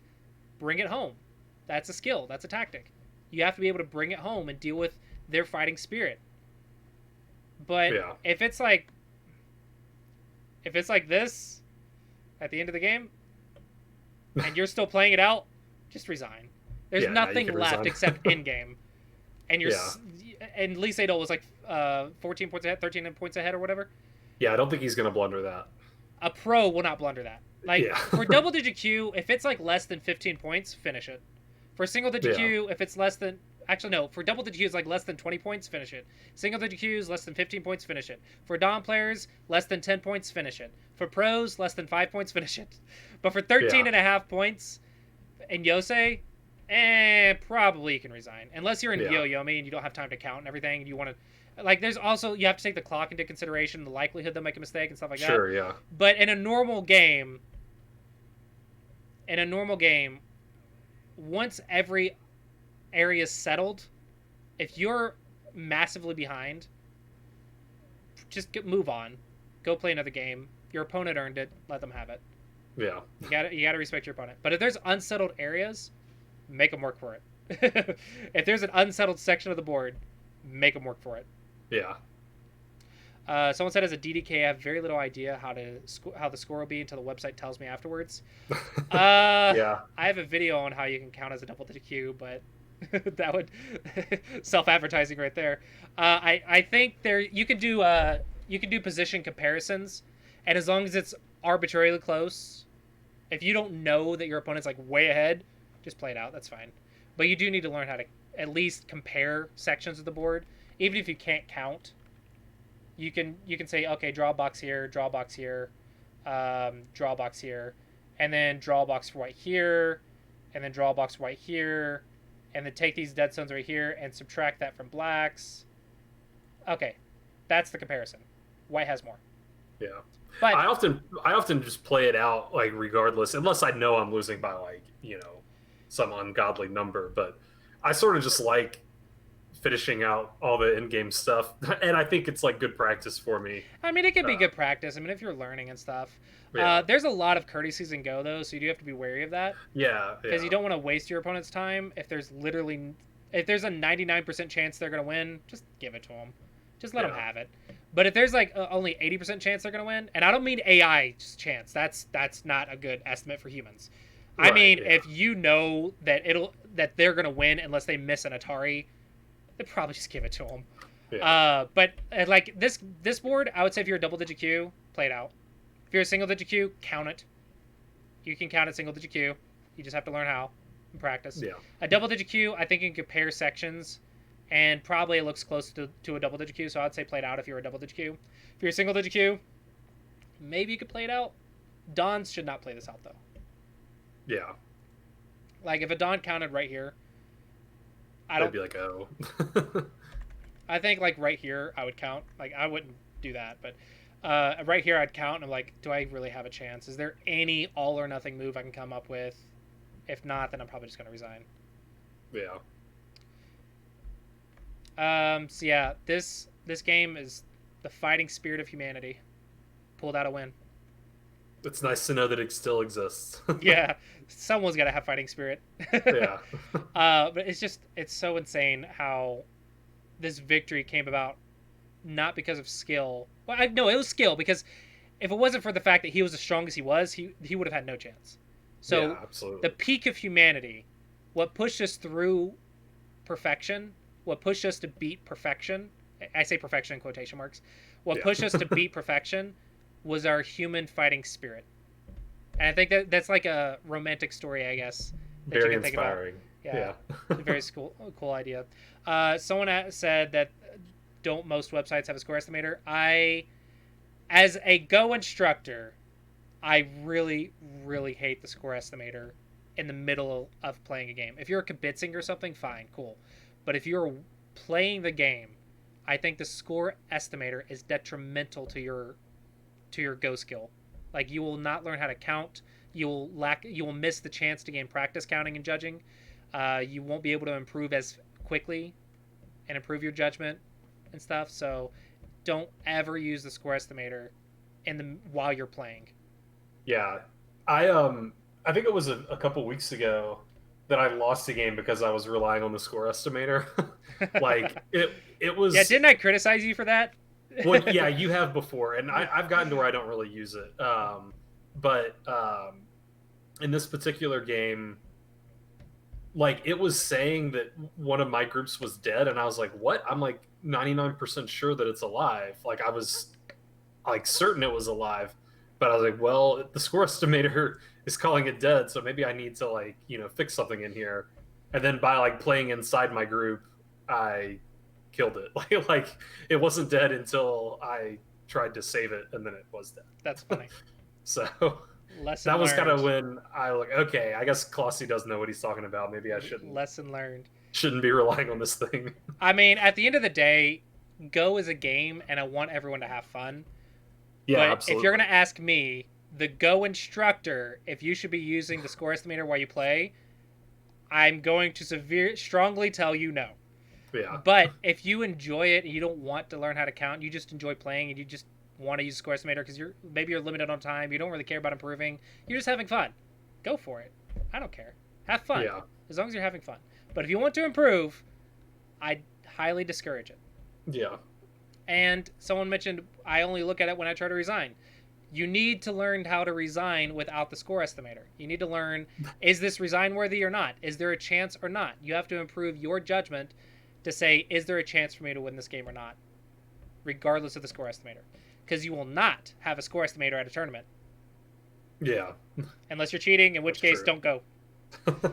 I don't know why people cheat and go. Like, that's a lie. In Asia, I understand for the pro exams and stuff, there's like cheaters and stuff. Yeah, for your life's work, I can understand someone being desperate enough to cheat. But in like Europe and like North America and stuff, like the West, why on earth would you cheat in a tournament that you're literally losing money to play in? I have never made money in a Go tournament. I've won prize money. I've gotten first and won like $100, but I paid more money in gas and hotel to go to the tournament to have fun and compete than I did getting prize money. I'm like, oh cool, I got my gas money back. That's my prize. Yeah. Like, you're not gonna make money in the West unless you're the top pros in like Europe and stuff. Unless you're the top pros, or unless you're in Asia competing for like title or something, there's literally no point right now to cheat. I mean, maybe in a decade or something there might be, but if you're cheating, why even waste time going to a tournament? I just don't understand it. I don't get the mentality either, but of course it happens in everything, unfortunately. Yeah. But Well, in chess, there's at least thousands of dollars on the line. Sometimes, but I mean, people cheat online too when there's nothing on the online line, people cheat just for bragging rights or for fun. Yeah, I mean, that's just a thing. That's just gonna happen in any game. People were sandbagging and cheating before the AI came out. People would make fake accounts and sandbag. I mean, it's a bit of serotonin, I guess. It's just a little bit good feelings to be able to feel strong and stuff. Yeah. Like I get that to an extent, but I have like a life philosophy that doesn't just apply to Go. It's like, do I really want to better myself by someone else's expense? I mean, like, do you really want to, like, this is like kind of like stealing and stuff. It kind of goes in that way. Do you really want to better your life at someone else's expense? Do you really want to make a lot of money by taking advantage of someone else? This is why I'm not going to be a multimillionaire ever, because I don't have the business practices to take advantage of customers. Yeah. I can't do it. I would rather be poor than take advantage of customers who are working at McDonald's and stuff to feed their family. Yeah. I couldn't do it. I don't have the mental capability of becoming a billionaire. I can't do it. I would be like, no, guys, I'll give you a discount. I have billions of dollars. You can have everything half off. Feed your family. I would go broke so fast. I could not have $1 billion in my account without donating a lot to charity. Starting like giving everyone in America free Go boards. I couldn't do it. Yeah, no, I totally agree with you. I won't. So you're getting dangerously close to drawing me into a rant about certain things, so I won't come to that. But I'm in agreement. Let's not get into politics or anything like that. But that's why I say, like, I understand why some people cheat. There is a brain chemical, there is some happiness, some serotonin. What is that? That's sort of a competitive spirit reward, I guess. You feel strong, you feel good about yourself. Winning. There's a lot of research behind winning and how it affects your brain, especially in male brains. I believe that winning just really makes us happy, I guess. Yeah. So no, I get that people cheat. I discourage it. I wish people didn't. But cheating in a tournament, it's like, why are you going to pay money to cheat? So hopefully in-person tournaments there won't be cheating for another decade or so and Go. But it's going to happen. I know it. Yeah. People are like, as soon as we like the more money we get in Go, which we're trying to raise money, we're trying to get a pro system. The more, and we're trying to, like, I'm a big advocate for creating jobs in the Go community and stuff. As soon as there's money, as soon as there are jobs, as soon as your livelihood is depending on it, you're gonna have people that get desperate. You're gonna have people that cheat and want it and try to cheat others and take the money and whatever. So it's just gonna be a thing that you have to deal with. I discourage it, but at the end of the day, I would try to say don't let it ruin your experience, because Go's a great game to let a few people ruin it. And I had to tell myself that a lot. A lot. I had a theme park ruined for me because of one person. My wife and I went to a theme park, and I was miserable because one person ruined everything for me. Just one selfish person. And I was so mad the rest of the day. I couldn't even enjoy the rides and stuff. I was so mad. Yeah, that's unfortunate. I think that's something I should probably, play cheaters and stuff and develop the skill, using Go as a medium to develop the skill to tolerate jerks. That's a skill I need to develop. That's one unintended benefit of Go, maybe. Yeah, but Go. I don't know if I've dedicated my life to Go. I've dedicated 13 years of my life and probably the next 50 to Go. And there's so many life lessons besides just a game that you can learn from Go. And one of those is like, don't get tunnel vision, don't get angry about losing, learning how to accept losses, learning how to respect yourself, learning how to respect your opponent, learning how to respect the boundaries of what you're in, and being creative. There's so much more to the game than just the game. Yeah, and absolutely. I'm sure with chess too. Yeah, there's like definitely. self-disciplines that you can learn. There's dedication. There's commitments. There's the ability to like dedicate yourself to something that translates in other areas of your life so well. So there's many things you can learn from Go, and that's just another one, I guess. All right, well, that is it for the game. Do you have any more questions about the game? No, I mean, it was a really cool game. I mean, it's nice to see, as you put it, the fighting spirit of humanity pull through for once against our machine overlords. But yeah. But yeah, very fun game. Thank you for taking the time to put this together and to go over the game. Yeah. For me and my so while we're wrapping it up, fools. I actually want to give a little shout out, because you said you've been streaming for a living and stuff too, right? Well, I don't know about for a living, but it is my only source of income for the moment. Yeah. So I wanted to do a little special to like help you out a little bit. If anyone this week donates 5 gift subs to your stream, I'll give them a private lesson in Go if they want to learn Go. Ooh, wow! So this will be for this generous. week. If you want to like let your chat know and stuff. If anyone gifts you 5 subs for this week, then I'll give them 1 private lessons. They have to message me on Discord, and you have to send me their username and stuff so I can match it and stuff. But to support you for learning Go and streaming Go and being a streamer and stuff, and to help you out and stuff, I would like to offer that to you and your chat community. Ah, well, that's very generous. Thank you. I would be happy to return the favor for chess. I mean, I'm not the chess instructor that you are a Go instructor, but if anyone is interested, I guess I'll give it my best shot. But yeah, I really appreciate that. So I just see someone in my chat asking who's on the voice call. This is Classy, aka Clausius is his Twitch handle name. There's a link to his channel. He's a Go instructor and a Go streamer who's helped me out a lot trying to pick up this game. Those of you who came from the Kokiri chess raid, I'm a chess player who's been picking up Go. So yeah, Classy's been a big help for me in the Go world. So yeah, if anyone wants to support him learning Go or playing Go from my chat, then go give him a sub. Give him a shout out. Give him a follow. Yeah, so hopefully that will help you out at least a little bit. I know you're trying to reach 50 subs, so hopefully that would be awesome. Hopefully that'll go a little way to helping you out. Yeah. But yeah, so thanks. Also just link. If you've got the link, Calm Tilt, then you can post it. I don't have it on hand. Oh, here I'll. How to play Go. This will be in my. Let me. Or I think you should be permitted because you're a VIP. But let me make sure. Yeah, I get banned in your chat so often. Yeah, I know. Okay, there we go. That should be my How to Play Go playlist for those who want to learn how to play Go. And yeah, hit me up if you're ever interested. I also do game reviews like many days a week on my stream as well as these collaborations and YouTube. And I've already given you a shout out in my chat. Do you want to give it a shout out to anyone like on my YouTube that may watch this video? I mean, I can't really think of anyone off the top of my head. Gotcha. But yeah, I gave you a shout out in my chat as well. And so for those on YouTube in the future that see this video, check out CL Smith. His name is right above my little video.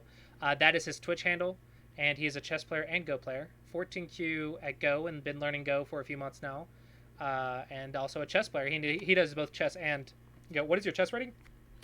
On Lichess, my ratings vary from like 2000 to like the 1700s. So slower time controls, classical 2000, rapid 1900, nice. And then blitz and bullet is like 17 or 1800. Gotcha. So I'm like okay at chess. So you're almost my level in chess that I am in Go, I think. Yeah, I think that's a fair comparison. I think you're I'm better 21, at Go than 22. I am at chess, but it's not like I think disparity. If I was to translate it, I'm like 21, 2200 in Go. Yeah. Using chess ratings or something like that. Someone explained to me, they said I'm either 2100 to 2300. That's where I'm at. So if you're 2000, then yeah, you're pretty close. In slow chess, not in blitz, for those of you watching. Yeah. I'm not great at blitz, though. I don't play blitz. There's a reason I don't play blitz. I teach the basics in reading. I don't have any blitz habits. I've trained myself to think, and I can't play fast because I'm constantly thinking. Yeah. So, I don't know. I don't know. Someone said 6Q is 50 percentile, so 1500 on Lee Chess is 6Q. Really, 6Q's 50 percentile? I thought 6Q would have been higher than that. There's a lot of people that struggle to get to single digit Q and get past it. I think you got to realize that you've had a lot of people give you advice and stuff. Imagine having no teacher give you advice or not knowing where to find the advice. Right. So there's a lot of people that actually don't know where to look or where to start. And I guess that's why I'm surprised. Like I would have thought 6Q would have been like 75th percentile. No, there's a lot more ranks in Go. Yeah. And it's also Go is getting a lot stronger in the last decade. I recall showing you and Akash what I was at 18Q compared to what you are at 18Q. Yeah. And I'm pretty sure that like Go in the last 10 years has drastically gotten stronger. Yeah. So there's double digit Qs that got stronger but lowered in rank because everyone passed them. Because the majority of players passed them. Yeah. Because the amount of information on the internet has gotten a lot more. So yeah. But yeah, so that'll be it for my stream. Are you gonna keep streaming? No, I think I'm actually gonna end things as well. I'm maybe back on later tonight to play some more Go. So we should both rate someone I need to, and give them like 70 viewers. Take a break. It looks like I'm sorry, what'd you say? We should raid someone together and give them like 70 viewers. Yeah, that totally works for me. Looks like Self-Atari is the only Go streamer. Yeah, we can do Self-Atari. So, so let's go ahead and call it here. Everyone in chat and both chats, thank you so much for watching. I really hope you guys found this review educational, helpful, and hopefully you were able to follow it along. And this will be posted on YouTube within the next week. So if you want to check that out, it's youtube.com/Clausius, same username everywhere. So yeah, thank you all so much for being a part of this. Thank you, CL, for the collaboration. And yeah, thank you again so much for and for those putting together a review. I know there's a lot of work that goes into it. So yeah, for those of you who do like this series, CL and I are looking to potentially do this more in the future with maybe some more pro games, maybe Shizaku, or maybe I was thinking also like recently the European Pro League and stuff. There are pros that are happening right now in Europe, so that could be exciting as well. So we're looking to do more pro reviews for Q players in the future, so hopefully you guys will check that out in the future. Those are probably going to be on Fridays around this time, 3 p.m. CS Central Standard Time. I can't promise every Friday because things do come up, but hopefully we'll have that on a regular schedule in the future for a while.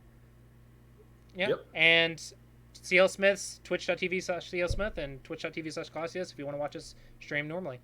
But as always, guys, thanks for watching. I hope you guys enjoyed, and I look forward to seeing you guys next time, and have fun in Self-Atari's stream. Yeah. All right. Same goes for me, guys. Y'all take care and see you next time. Bye.